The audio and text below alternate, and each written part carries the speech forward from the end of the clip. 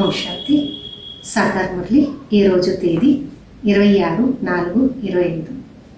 మధురమైన పిల్లలారా, మీరు పురుషోత్తమ సంగమ యుగి బ్రాహ్మణుడు. ఇప్పుడు ఈశ్వరీయ ఒడిలో వచ్చినారు. మీరు మనుషుల్ని ఇంకా దేవతలు కావాలి అంటే దైవీ గుణాలు కూడా అవసరమే కదా. ప్రశ్న: బ్రాహ్మణ పిల్లల్లో ఏ ఒక్క మాట చాలా సంపాలన చేయాలి, ఏ విషయము? జవాబు: మొత్తం రోజు మన దినచర్యంలో ఎటువంటి పాపం జరగదా, దీని నుండి సంపాలన చేయాలి. ఎందుకంటే మన ముందు తండ్రి ధర్మరాజు రూపంలో నిలుచుకొని ఉన్నారు. చెక్ చేసుకోండి, ఎవరికి దుఃఖాన్ని ఇయ్యలేదు కదా. శ్రీమత అనుసారంగా ఎంత పర్సెంటేజ్ నడుస్తున్నాము? రావణ మతం అయినా నడిలేదు కదా.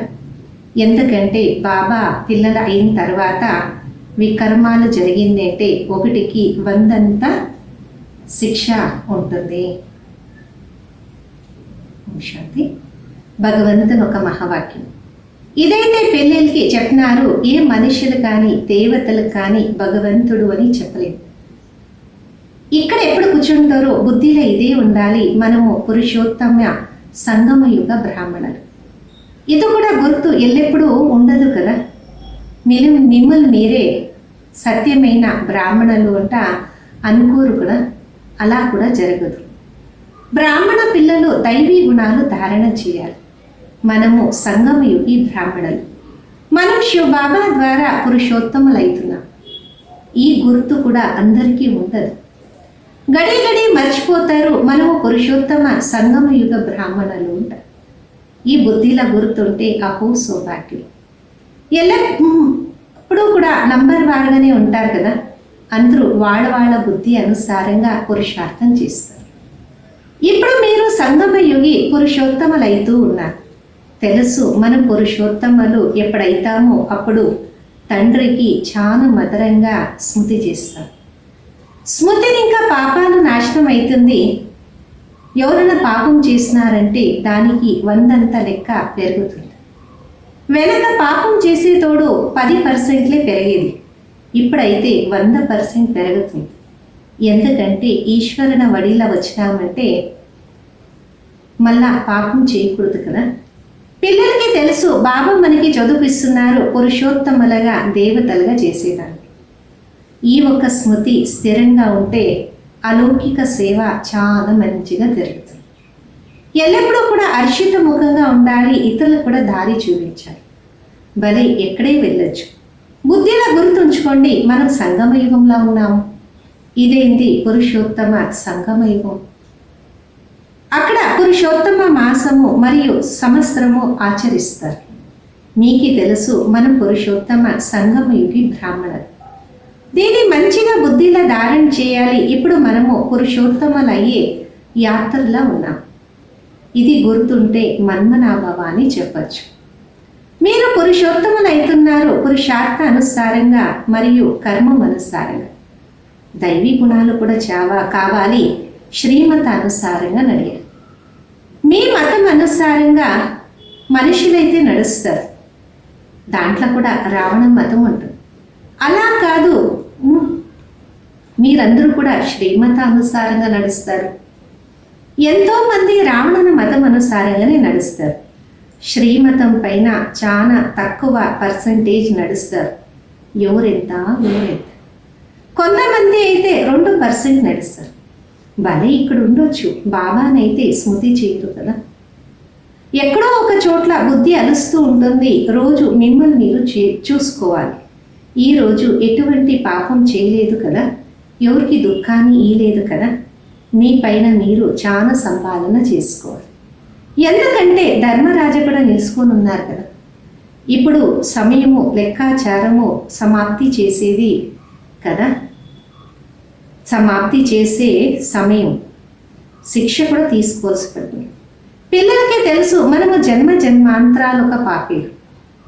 ఎక్కడే మందిరాలకి గురువు దగ్గర వెళ్ళినప్పుడు, లేదు ఇష్ట దేవి దగ్గర వెళ్ళినప్పుడు అంటుంటారు, మేము జన్మాంతరాలు పాపీలు, మా పైన దయ చూపించండి, క్షమ చేయండి. సత్యంలో ఇటువంటి అక్షరాలు కూడా బయటికి రాదు. కొందరు సత్యం చెప్తారు, కొందరు అబద్ధం చెప్తారు. ఇక్కడ కూడా అలాగే బాబా ఎల్లప్పుడూ చెప్తారు, మీ జీవిత కథాన్ని బాబాకి రాసి ఇవ్వండి. అయితే ఎవరో ఒకరు సత్యాన్ని రాసిస్తారు, కొంతమంది దాచేస్తారు. సిగ్గేస్తుంది కదా. ఇప్పుడు మీకు తెలుసు, చెడు కర్మాన్ని చేస్తే ఫలం కూడా చెడుగానే ఉంటుంది. అక్కడైతే అల్పకాల ఒక మాట, ఇక్కడ ఎల్లెప్పుడు మాట కదా. చెడు కర్మాన్ని చేస్తే శిక్ష కూడా తీసుకుంటాము, మళ్ళీ స్వర్గంలో కూడా అంతింలో వస్తాం. ఇప్పుడు మొత్తం మనకు తెలిసిపోయింది ఎవరెవరు పురుషార్థం చేస్తారు. ఇదేంది పురుషోత్తమ దైవీ రాజ్యం. ఉత్తమానికి కూడా ఉత్తమమైన పురుషులు అవుతున్నారు. ఇలాగా ఏ స్థానంలో కూడా ఏ మహిమ కూడా ఎవరికి చేరు. మనుష్యులకి దేవతల యొక్క గుణాలు అని చెప్పలేము, మరి మహిమ చేస్తారు చిలకలాగా. అయితే బాబా అంటారు, ఇదన్నీ వెళ్ళి భక్తులకి చెప్పండి. భక్తుడు ఎప్పుడు తనని తాను పాపి నీచుడు అంటారు, అప్పుడు వాడిని అడగండి, ఎప్పుడు మీరు శాంతిధామంలో ఉండేవాళ్ళు అక్కడ పాపం చేసేవాళ్ళ? అక్కడైతే ఆత్మలందరూ కూడా పవిత్రంగానే ఉంటారు కదా. ఇక్కడ అపవిత్రమవుతాం, ఎందుకంటే తమో ప్రధాన ప్రపంచం. కొత్త ప్రపంచంలో పవిత్రంగా ఉంటాము, అపవిత్రంగా చేసేవాడు రావణుడు. ఈ సమయము భారతము ముఖ్యంగా మరియు మొత్తం ప్రపంచము రావణ రాజ్యం. యథా రాజా రాణి తథా ప్రజలు, హైయెస్ట్ లోయెస్ట్ అందరూ పతితలే. బాబా అంటారు, నేను మిమ్మల్ని పావనంగా చేసి వచ్చినాను, మళ్ళా మీరు పతితులు ఎలాగైనారు, ఎవరు చేస్తున్నారు? రావణుడు కదా. ఇప్పుడు మళ్ళా మీరు మా ఒక మతం అనుసారంగా పావనమైతే అర్ధకల్పం తర్వాత రావణుల మతం అనుసారంగా పతితులైతారు. అంటే దేహాభిమానంలో వచ్చి వికారానికి వశీభూతులైతారు. దానికి అసురీ మతం అంటారు. భారతం పావనంగా ఉండేది, ఇప్పుడు పతితులుగా అయింది, మళ్ళా పావనంగా కావాలి. పావనంగా చేసేదానికోసము పతిత పావన తండ్రి రావాలి కదా. ఈ సమయం చూడండి, ఎంతమంది మనుషులు ఉన్నారు, రేపు ఎంతమంది ఉంటారు. యుద్ధాలు అవుతుంది, మృత్యు కూడా ముందు నిలుచుకో. రేపు ఇంతమంది ఎక్కడ వెళ్తారు? అందరొక శరీరము మరియు పాత ప్రపంచము వినాశనం అవుతుంది కదా. ఈ ఒక రహస్యం ఇప్పుడు మీ బుద్ధిలో ఉంది. నంబర్ 1 పురుషార్థానుసారం మనము ఎవరు సాన్నిధ్యంలో ఉన్నాము అది కూడా కొంతమందికి అర్థం కాదు. తక్కువ పది తీసుకునే వాళ్ళు కూడా ఉంటారు.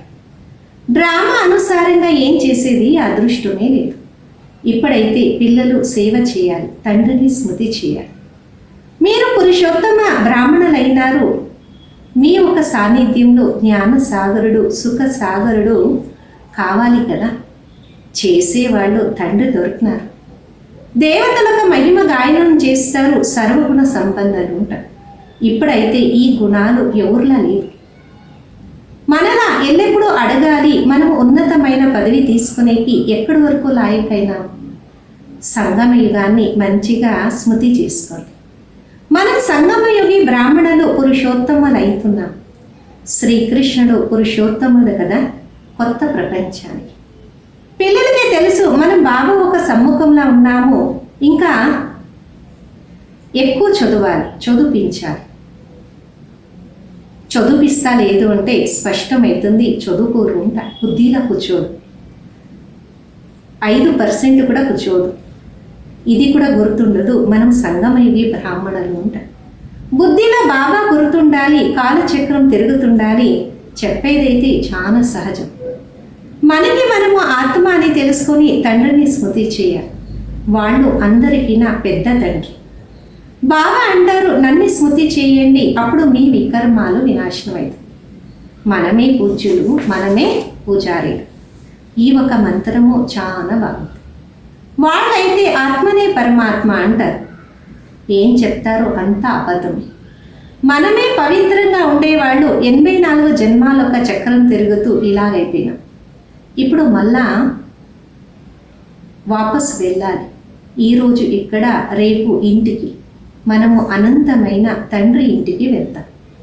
ఈ అనంతమైన నాటకము మళ్ళా రిపీట్ అవుతుంది. బాబా అంటారు, దేహ సహితంగా దేహం అనే అన్ని ధర్మాలు మరిచి మిమ్మల్ని మీరు ఆత్మ అని తెలుసుకోండి. ఇప్పుడు మనము శరీరాన్ని వదిలేసి ఇంటికి వెళ్ళాలి. ఇది పక్కా గుర్తు పెట్టుకోండి. నేను ఆత్మ, ఈ ఒక స్మృతి ఉండాలి, మరియు ఇల్లు కూడా స్మృతి ఉండాలి. బుద్ధి మొత్తం ప్రపంచంతో సన్యాసోక్తం అయిపోయింది కదా. శరీరాన్ని సన్యాసం చేసినామంటే అన్ని సన్యాసత్వం అయినట్లే. వాళ్ళు అటయోగీలు ప్రపంచమొక సన్యాసత్వం చేయరు, అది అర్థమే కదా. మీరైతే మొత్తం ప్రపంచాన్ని త్యాగం చేస్తారు, మిమ్మల్ని మీరు ఆత్మ అని గుర్తించుకుంటారు. మళ్ళా పని కూడా అలాగే చేస్తారు. దేహ అభిమానంలో వచ్చినప్పుడు దొంగతనాలు, అబద్ధం చెప్పేది, పాపం చేసేది, ఇవన్నీ అలవాట పడిపోతుంది. శబ్దం ఇంకా మాట్లాడేది ఈ అలవాటు కూడా పడిపోతుంది. మళ్ళా అంటారు, నా గొంతే అలాగుంది అంటారు. ఒక రోజున 25-35 పాపాలు చేస్తుంటారు. అబద్ధం చెప్పేది కూడా పాపమే కదా, అలవాటైపోతుంది. బాబా అంటారు, శబ్దము తక్కువ చేసేది నేర్చుకోండి. ఈరోజు శబ్దాన్ని తగ్గించేది ఏమీ కష్టం కాదు. కుక్కని కూడా పాలన చేస్తుంటారు, కోతి కూడా చాలా తీక్షణంగా ఉంటుంది, అది కూడా అలవాట్ల పడిపోతుంది, డ్యాన్స్ చేస్తుంది. పశువులు కూడా పరివర్తన అవుతుంది. పశువులు పరివర్తన అవుతుంది మనుషుల ద్వారా. మనుషులు సుధారిస్తారు. తండ్రి అంటారు, మీరు పశువు సమానంగా అయిపోయినా, నన్నైతే చేపలు, ఆమలు అన్నింట్లో కూడా ఉన్నారన్నారు కదా. ఇలాగా మీ ఒక యాక్టివిటీను అలాగే అలవాటు కూడా అవుతారమని నన్ను చెప్పేస్తున్నారు. ఇది కూడా మీకు తెలుసు, ప్రపంచం వారికి తెలియదు. అంతింలో అన్నీ సాక్షాత్కారమైంది. ఎలాగెలా శిక్ష పడుతుంది ఇవన్నీ తెలుసు. అర్ధకల్పం భక్తి చేసినాము, అప్పుడు బాబా దొరికినారు. బాబా అంటారు, నా మతం అనుసారంగా నడియలేదు అంటే శిక్ష ఇంకా పెరుగుతుంది. అందుకే ఇప్పుడు పాపాలు వదలండి, మీ చార్ట్ పెట్టండి. తోడు ధారణ కూడా అవసరం కదా, ఇతరులకి చెప్పే అలవాటు కూడా కావాలి. ప్రదర్శన చిత్రాల పైన కూడా ఆలోచన జరుగుతూ ఉండాలి. ఇతరులకి మనం ఎలా చెప్పేది? మొట్టమొదలు బాబా అడుగుతున్నారు, గీతా భగవంతుడు ఎవరు? జ్ఞాన సాగరుడు, పతిత పావన పరంపిత పరమాత్మ కదా. ఈ తండ్రి అన్ని ఆత్మలకి తండ్రి. బాబా పరిచయము కావాలి కదా. ఋషి ముని ఆదికి కూడా బాబా పరిచయము, రచన ఒక ఆది మధ్య అంత్య జ్ఞానము మొట్టమొదలు చెప్పండి. వాళ్ళు రాయాలి భగవంతుడు ఒకరేంట. అయితే ఇప్పటి వరకు ఎవరు రాయలేదు. మనుషులు తనకి తాను అని భగవంతుడు అని చెప్పుకోలేదు కదా. ఇప్పుడు పిల్లలకి నిశ్చయం ఉంది, భగవంతుడు నిరాకారుడు. బాబా మనకి చదివిస్తున్నారు, మనం స్టూడెంట్. వాళ్ళు తండ్రి, టీచర్, సద్గురు. ఒకరిని స్మృతి చేస్తే టీచర్, గురు ఇద్దరు గుర్తుకొస్తారు. బుద్ధి అలీకుడు. శివ బాబా అని కూడా చెప్పద్దండి. శివ బాబా మన తండ్రి, సుప్రీం టీచర్. వాడితో మనము వాపస్ వెళ్తాం. ఒక తండ్రి మహిమ చేయాలి, వాడిని గుర్తు చేసుకోవాలి. కొంతమంది అంటారు, వీళ్ళకి బీకేలే గురువు అయిపోయినారు, గురువుగా చేసుకున్నారని. మీరు గురువు అవుతారు, తండ్రి అయితే కాలేరు కదా. గురువు అని చెప్పచ్చు, తండ్రి అని కాదు. ముగ్గురు కూడా ఒక్క తండ్రి. వాళ్ళు అందరికీ పెద్ద తండ్రి, వాళ్ళు పైన ఉన్నారు. అదంతా కూడా మంచిగా చెప్పండి. ప్రదర్శనలా చెప్పే ఒక తెలివి కూడా అవసరం. అయితే మీలో ఇంత ధైర్యం లేదు. పెద్ద పెద్ద ప్రదర్శన అవుతుంది, మంచి మంచి సేవాదారి పిల్లలు ఉన్నారు, వాళ్ళు వెళ్ళి సేవ చేయాలి కదా. బాబా వద్దు అని చెప్పరు కదా. ఇంకా ముందు వెళ్తూ సాధు సంతులుకి కూడా జ్ఞానం అనే బాణం వేస్తారు. ఎక్కడ వెళ్తారు? ఒకే అంగడి. అందరికీ సద్గతి ఇక్కడే దొరకాలి. ఈ ఒక అంగడి ఎలా ఉంది అంటే అందరూ పవిత్రమైన దారి తెలుసుకుంటారు, మీరు దారి చూపిస్తారు. అయ్యేది వదిలేది వాళ్ళపైన. ఇప్పుడు మీ పిల్లలు ఒక ధ్యాస ఎల్లప్పుడూ సేవ పైనే ఉండాలి. భలే పిల్లలు సమాచారం ఇయ్యరు. అయితే తెలివి ఉండాలి. సేవ చేయలేదు అంటే బాబా అనుకుంటారు రాహు ఒక దశ కూర్చొని అంట. దశలన్నీ కూడా తిరుగుతూ ఉంటాయి. మాయ ఒక ఛాయ పడినప్పుడు 2 రోజుల తర్వాత మంచిగా అయిపోతుంది. పిల్లల సేవ అనే అనుభవాన్ని తీసుకొని రావాలి. ప్రదర్శన అయితే చేస్తుంటారు. మనుషులు చెప్పాలి, తక్షణం రాయాలి. వాళ్ళు గీతా భగవంతుడు కృష్ణుడు కాదు శివ భగవంతుడు అని గాయన ఉంది. కొందరు చెప్తారు చాలా మంచిగా ఉంది, మనుషుల ఒక కళ్యాణము బాగుంది, అందరికీ దీన్ని చూపించండి చూడాలి అంట. అయితే నేను కూడా వారసత్వాన్ని తీసుకోవాలి ఇలా చెప్పరు కదా. అచ్చా मीठे सिखिलदे बच्चों प्रति माँ पिता बाप दादा का याद प्यार और गुड मॉर्निंग। रूहानी बाप की रूहानी बच्चों को नमस्ते। हम रूहानी बच्चों की रूहानी माता पिता बाप दादा को याद प्यार गुड मॉर्निंग और नमस्ते। धारण కొరకు ముందు దేహ అభిమానంలో వచ్చి శబ్దంతో మాట్లాడొద్దు. ఈ అలవాటుని వదిలేయండి. దొంగతనం చేసేది, అబద్ధం చెప్పేది ఇవన్నీ కూడా పాపాలు. దీన్ని ఇంకా బచావ్ అయ్యేదానికి ఆత్మిక స్మృతిలా ఉండండి. రెండోది మృత్యు ముందుంది, అందుకొరకు బాబా శ్రీమత అనుసారంగా పావనంగా కాండి. బాబా పిల్లలైన తర్వాత చెడు కర్మాన్ని చేయొద్దండి. శిక్షణ ఇంకా విడుదలయ్యే పురుషార్థాన్ని చేయండి. వరదానం లోక పసంద్ అనే సభ టికెట్ బుక్ చేసేవాళ్ళు రాజ్య సింహాసన అధికారి భవ. ఏదే ఒక సంకల్పము మరియు ఆలోచన చేసే ముందు చెక్ చేసుకోండి. ఈ ఒక ఆలోచన సంకల్పము బాబాకి ఇష్టంగా ఉందా? ఏది బాబాకి మంచిగా అనిపిస్తుందో, లోకానికి మంచిగా అనిపిస్తుందో అది స్వత అయిపోతుంది. ఏదే ఒక సంకల్పంలో స్వార్థం ఉంది అంటే అది మనసుకి నచ్చుతుంది. మరి విశ్వ కళ్యాణము లోక పసంద్ ప్రభు పసంద్ అని చెప్పలేదు. ప్రపంచానికి మంచిది సభ మెంబర్ అవుతారు అంటే లా అండ్ ఆర్డర్ రాజ్య అధికారం రాజ్య సింహాసనము ప్రాప్తి చేసుకోగలరు. స్లోగను పరమాత్మ తోడు అనుభవం చేయండి, అప్పుడు అన్ని సహజమైన అనుభవము అవుతుంది, సురక్షితంగా కూడా ఉంటారు. అవ్యక్త ఇషారా కంబైన్డ్ రూపముఖ స్మృతిని ఇంకా సదా విజయల్ కండి. ఎలాగా శివశక్తి కంబైన్డ్ రూపం, అలాగే పాండవపతి మరి పాండవుడు ఇది సదా కంబైన్డ్ రూపం. పాండవపతి పాండవులు తప్ప ఏం చేయలేరు. అలాగే కంబైన్డ్ స్వరూపంలో సదా ఉంటూ బాప్ దాదా సాకారంలా ఎలాగా సర్వ సంబంధాలు ముందుంది అనుకోండి. ఇక్కడ ఎక్కడ పిలుస్తారో ఒక సెకండ్లా బాబా అక్కడ ఉపస్థితులవుతారు. అందుకే అంటారు మాలికుడు ముందుండాడు. ఓం శాంతి.